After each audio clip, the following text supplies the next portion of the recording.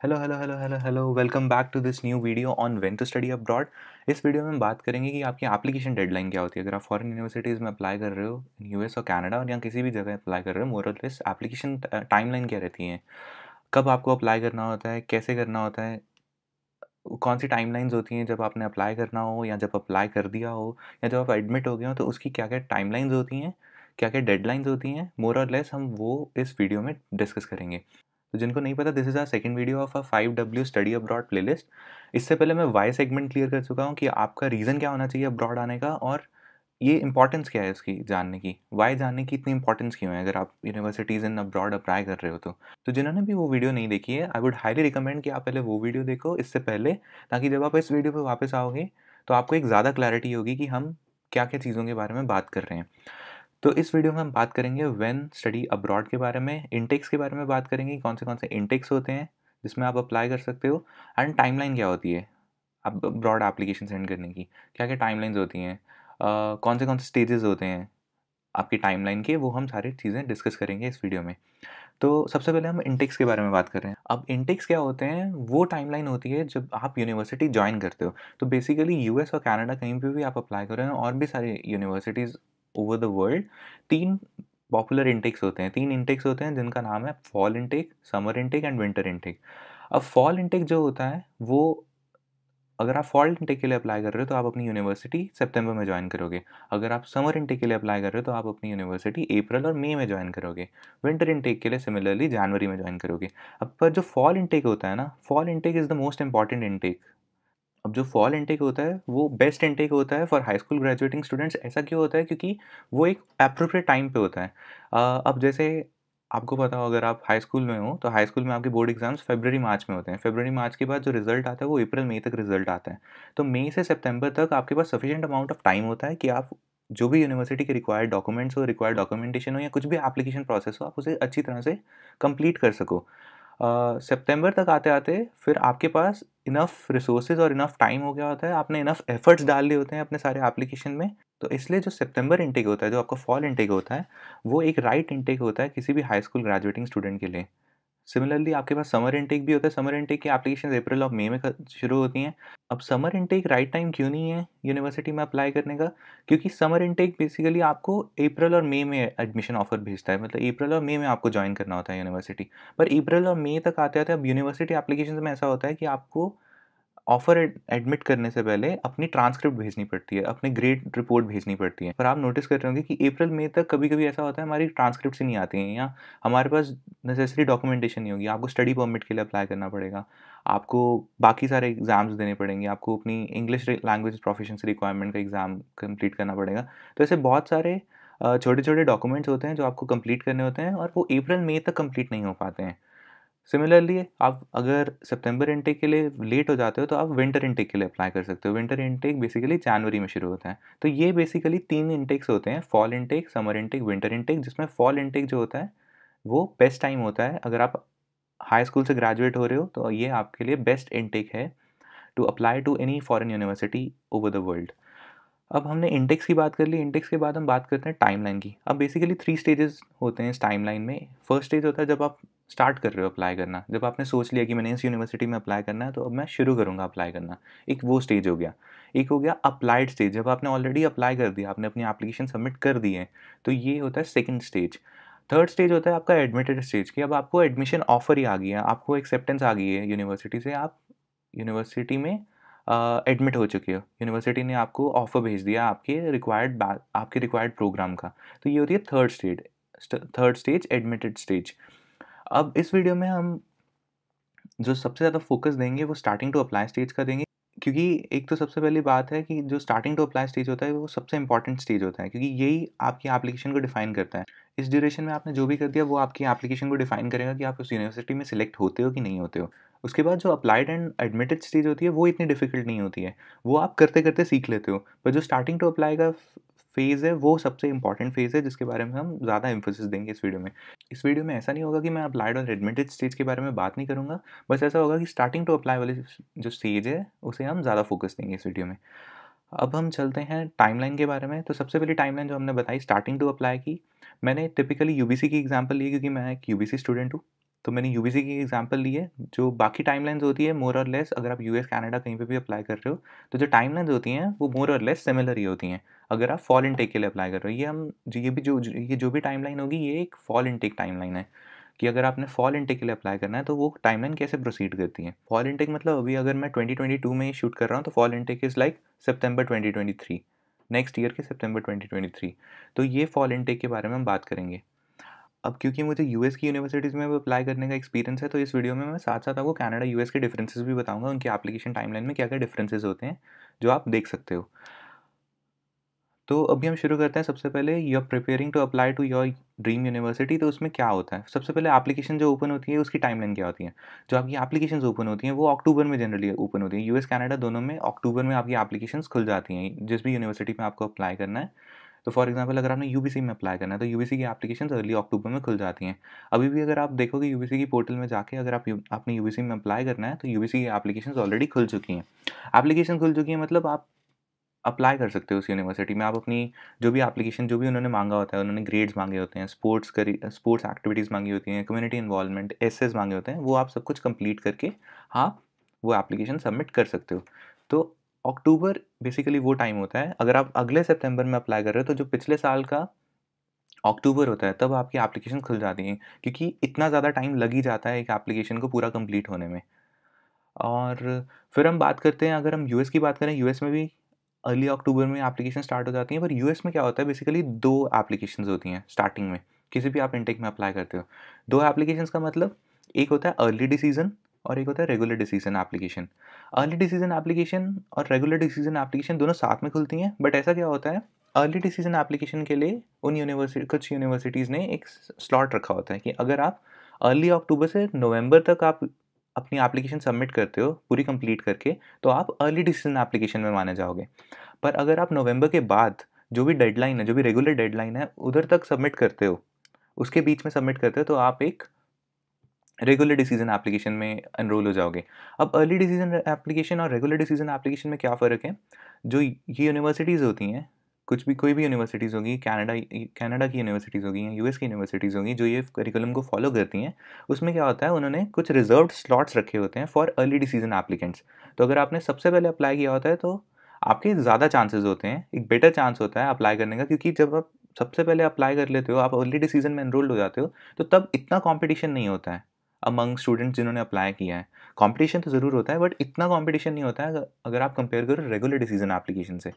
तो इसलिए 2 एप्लीकेशंस होती हैं। अगर आप यूएस में अप्लाई कर रहे हो या आप अपनी यूनिवर्सिटी देखो, अगर आप आपकी यूनिवर्सिटी में 2 एप्लीकेशंस हैं, अर्ली डिसीजन एप्लीकेशन भी है और रेगुलर डिसीजन एप्लीकेशन भी है, तो आई वुड हाईली सजेस्ट कि आप अर्ली डिसीजन एप्लीकेशन पे ज़्यादा फोकस करो।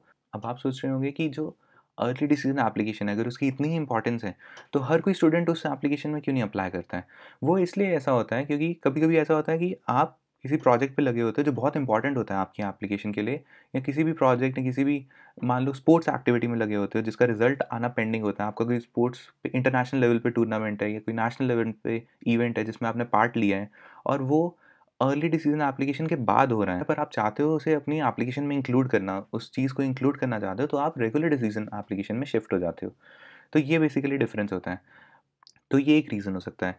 अब फॉर एग्ज़ाम्पल अगर नवंबर में आपकी अर्ली डिसीजन एप्लीकेशन की डेडलाइन है, तो कभी-कभी आपको ऐसा लग रहा होता है कि जो एप्लीकेशन अभी मैंने नवंबर तक फ़िल करी है, वो इतनी वर्दी नहीं है, मुझे और सारे अचीवमेंट चाहिए, मुझे और सारी एक्टिविटीज़ करनी है, ताकि मैं अपनी एप्लीकेशन को और इम्प्रूव कर पाऊँ, तो आप अर्ली डिसीजन एप्लीकेशन से रेगुलर डिसीजन एप्लीकेशन में शिफ्ट हो जाते हो।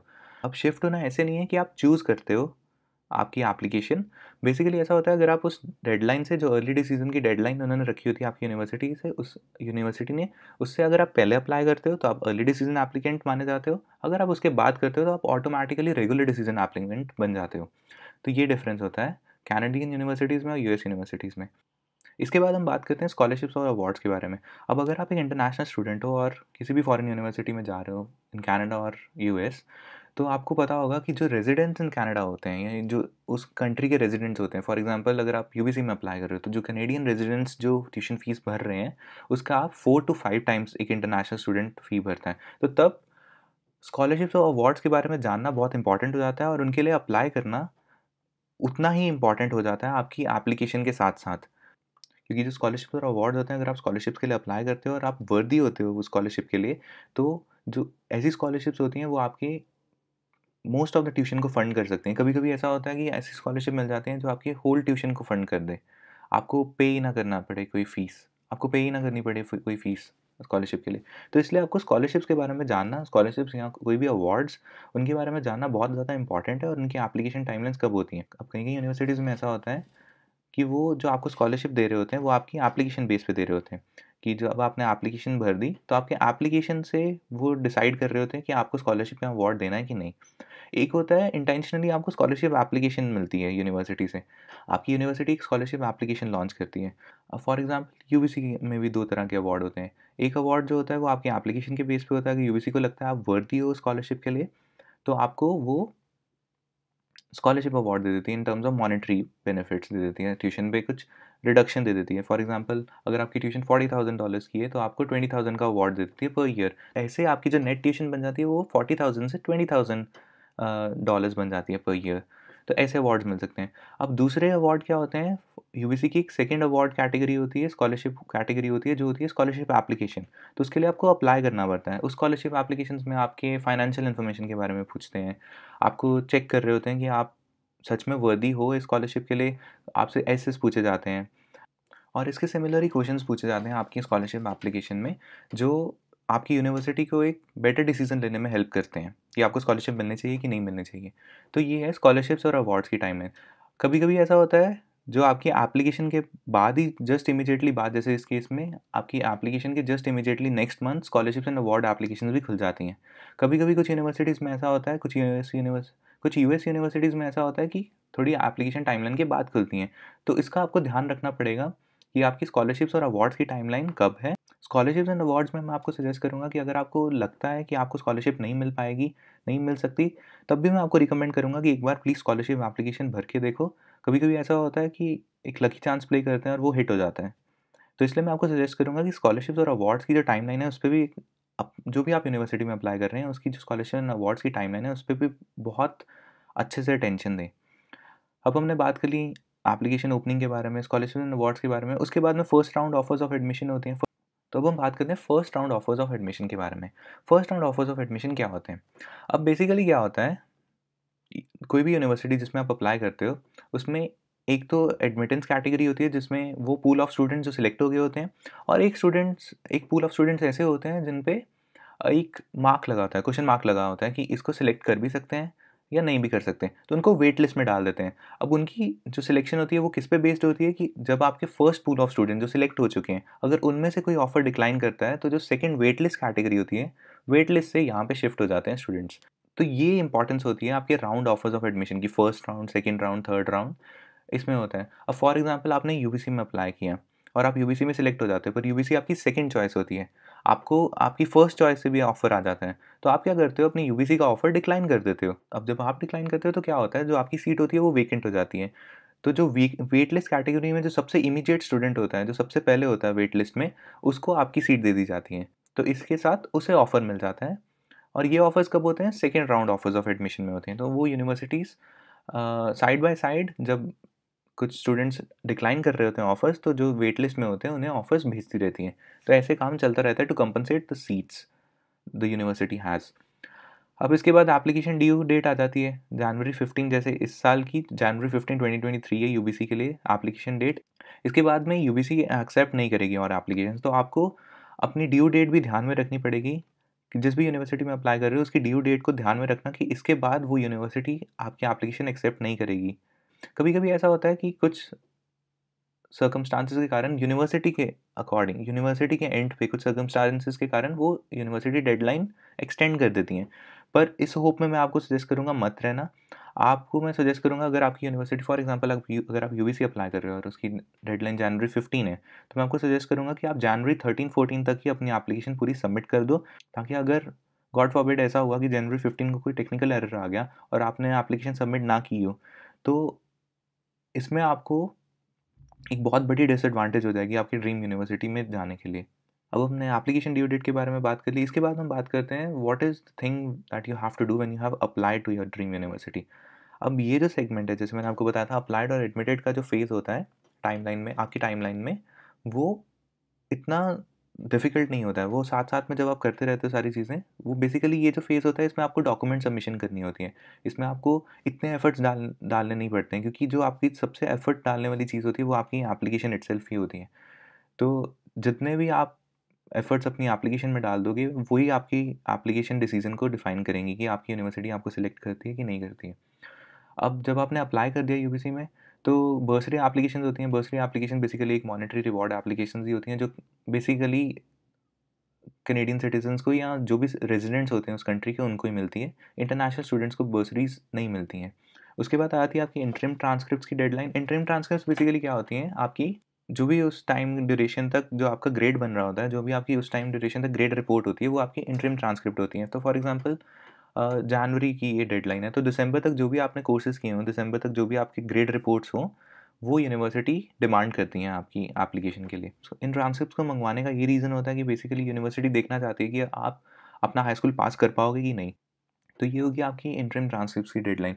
इसके बाद आपके कुछ स्कॉलर प्रोग्राम्स होते हैं जिसमें आप अप्लाई कर सकते हो। कुछ स्पेशल प्रोग्राम्स होते हैं उस यूनिवर्सिटी के, जो आप देख सकते हो अपनी यूनिवर्सिटी के बारे में। क्योंकि ये यूबीसी की टाइमलाइन है, तो यूबीसी की कुछ स्पेसिफिक स्कॉलर प्रोग्राम्स हैं, कोई भी एप्लीकेशंस हैं, तो वो इसमें रिफ्लेक्ट करी गई हैं उनकी एप्लीकेशन में।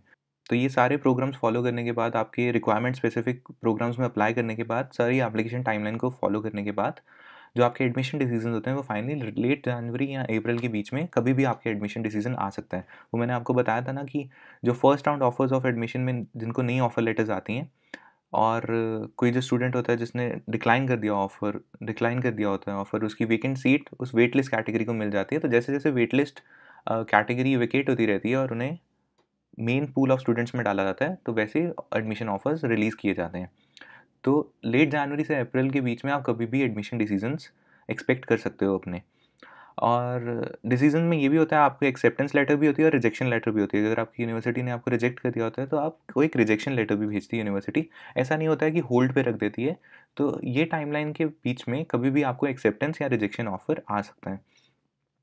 उसके बाद में एडमिशन डिसीजन, फिर जैसे इन्होंने बताया, फर्स्ट राउंड डिसीजन, फिर सेकंड राउंड डिसीजन या कैटेगरी वाइज जो एडमिशन डिसीजन है। फॉर एग्जांपल पिछली जो एडमिशन डिसीजन की कैटेगरी थी जनवरी से अप्रैल में, उसमें हाई स्कूल एप्लीकेंट्स के डिसीजंस थे। अब ये जो मई टू जून में एडमिशन डिसीजन है, ये है कैनेडियन पोस्ट सेकेंडरी एप्लीकेंट्स के बारे में। पोस्ट सेकेंडरी एप्लीकेंट्स कौन से, जो जिन्होंने हाई स्कूल पास कर लिया, जो ऑलरेडी कॉलेज के फर्स्ट ईयर में है और वो अप्लाई कर रहे हैं as a transfer student to that university, तो वो हो गए पोस्ट सेकेंडरी एप्लीकेंट्स।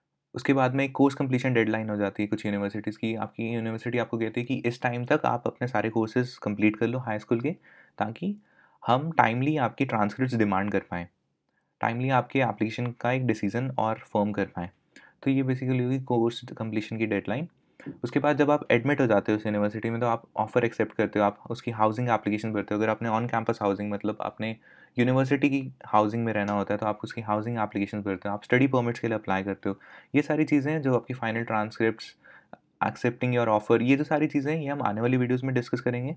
तो आपने भी ये चीज़ रियलाइज़ करी होगी, आपने भी ये डिफरेंस रियलाइज़ किया होगा कि ये जो टाइमलाइन में जो डेडलाइंस हैं, ये डॉक्यूमेंट बेस्ड डेडलाइंस हैं, डॉक्यूमेंट बेस्ड रिक्वायरमेंट्स हैं, जिसमें हम जस्टिफिकेशन दे रहे हैं बेसिकली यूनिवर्सिटी को। फॉर एग्जांपल, आप अपनी फाइनल ट्रांसक्रिप्ट भेज रहे हो, जो आपने ऑलरेडी कर चुका है उसके बारे में आप प्रूफ्स भेज रहे हो अपनी यूनिवर्सिटी को। ये उससे बिल्कुल डिफरेंट है जिसमें आप अपने यूनिवर्सिटी के लिए अप्लाई कर रहे हो, आप अपनी एप्लीकेशन सबमिट कर रहे हो और बहुत ज़्यादा एफर्ट्स डाल रहे हो। ये बेसिकली आप अपने एफर्ट्स को जस्टिफाई कर रहे हो। तो ये डिफरेंस हो जाता है आपकी फर्स्ट टाइमलाइन में, और जो सेकंड और थर्ड टाइमलाइन है उसमें ये डिफरेंस बेसिकली हो जाता है, जो आपने खुद भी रियलाइज़ कर लिया होगा। तो ये हमने बात कर ली टाइमलाइन के बारे में, ये सारी टाइमलाइंस हैं। आप अगर देखेंगे भी तो आप समझ जाएँगे कि ये डॉक्यूमेंट बेस्ड रिक्वायरमेंट ज़्यादा है, इसमें इतने ज़्यादा एफर्ट्स डालने की ज़रूरत भी नहीं है। और ये सारी चीज़ें यूनिवर्सिटी स्पेसिफिक भी होती हैं।